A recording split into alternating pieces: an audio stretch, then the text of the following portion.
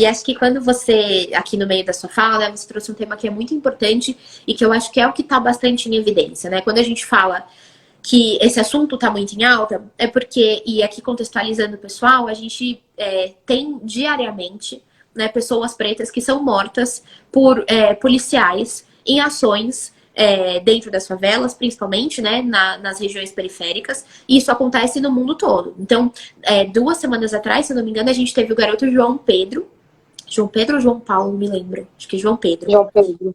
Sim. de 14 anos, que estava dentro de casa brincando e foi baleado, teve seu corpo sequestrado e só depois de muitas horas que a família teve acesso ao corpo dele, ele já estava morto. Então ele foi assassinado pela polícia. A gente teve lá nos Estados Unidos um homem que foi sufocado, asfixiado por um policial branco. E aí, quando a gente está olhando para isso, e isso tudo causou muitas revoltas, né? Estão acontecendo revoltas nos Estados Unidos, aconteceram protestos ontem aqui em São Paulo, e a gente está falando muito sobre isso, a gente olha para um racismo que é estrutural. Né? A gente está dizendo, puta, tem uma instituição chamada polícia que tá matando vidas pretas de pretos e pretas, né? Então, acho que é bacana a gente trazer essa discussão também. Puta, por que a gente, numa sociedade que tem um racismo tão estruturado, né, um racismo estrutural, por que a gente tem um racismo também institucionalizado? Por que a gente tem uma instituição que deveria estar aqui para cuidar da população e ela está matando a população? Sim, sem sombra de dúvida. É exatamente esse ponto. É entender que dentro da sociedade existem vários tipos de racismo, né? Que são as microagressões que a população negra ela sofre diariamente. O que difere isso é que algumas pessoas têm muita consciência e outras pessoas têm pouca consciência. Então, esse racismo institucional, que ele só pode ser praticado por instituições, no caso da Polícia Militar, é uma delas, ele deixa bem claro isso pra gente. A instituição da polícia, ela tem um alvo. E esse alvo são os jovens periféricos, né? Se eu falo 30% dos jovens social, sem sequer ter antecedentes criminais, tipo, eu já tenho que pensar o que leva a esse jovem sofrer tanta violência policial. Vou Você pedir queria só para você perguntar alguma repetir coisa? os números, porque travou aqui para mim, eu não sei se travou para o pessoal, mas só para você repetir o número que é muito, muito importante.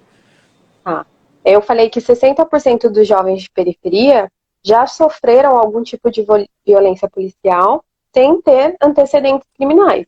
Então, isso é muito grave. Quando eu paro para pensar o que leva a polícia a abordar em grande frequência o jovem preto periférico, né? E a gente já consegue ver isso quando a gente fala que o sistema prisional ele é composto, na sua grande maioria, por pessoas pretas e pardas. Então, quando a gente para analisar tudo isso, o nosso número, a nossa estatística só é grande no que é ruim, né? O que é ruim, esse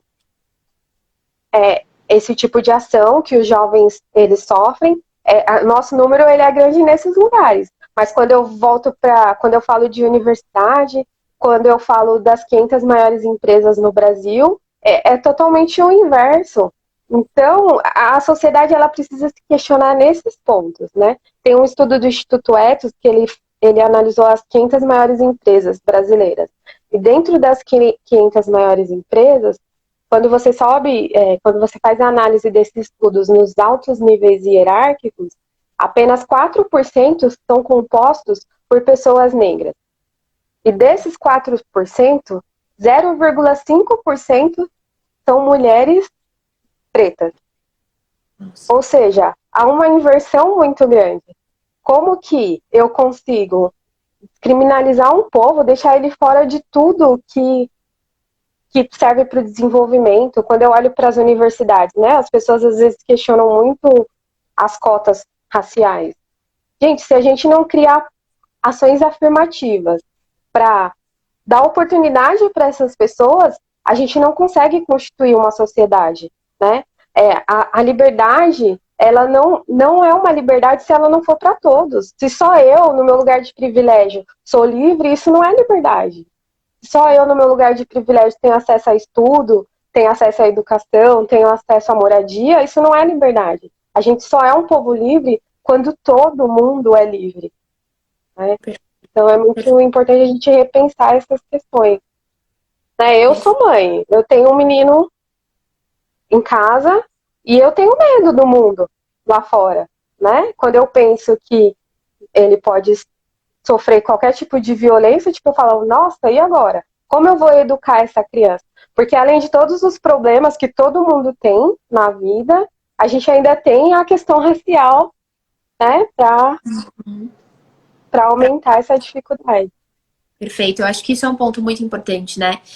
Eu li um livro recentemente que acho que é de Bala em Prosa. Foi o livro da editora Elefante, eu até recomendo para o pessoal. Ele foi distribuído gratuitamente e são pequenos contos escritos por pessoas negras, contando a realidade, se eu não me engano, a maioria periférica, contando a realidade, e isso me causou um grande choque, porque é uma realidade, são coisas que eu, como branca, eu não me dou conta no dia a dia.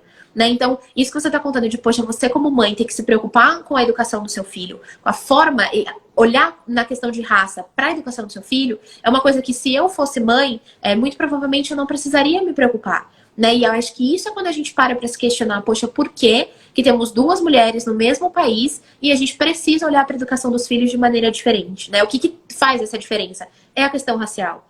Né? Então, quando a Marta coloca aqui, poxa, quando a gente fala de acesso à educação, de bons salários, de bons cargos, a gente está falando de uma pirâmide em que os homens brancos héteros estão no topo.